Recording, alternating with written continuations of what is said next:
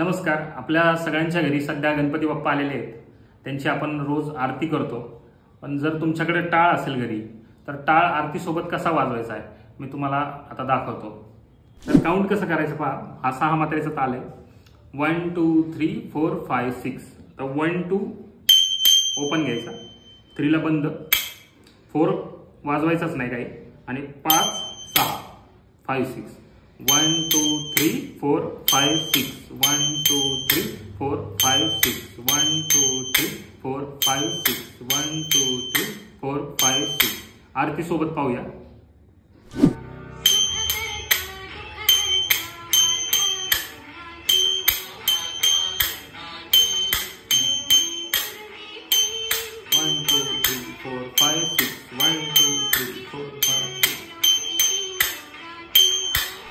तर अशी प्रॅक्टिस करा आणि हा व्हिडिओ जास्तीत जास्त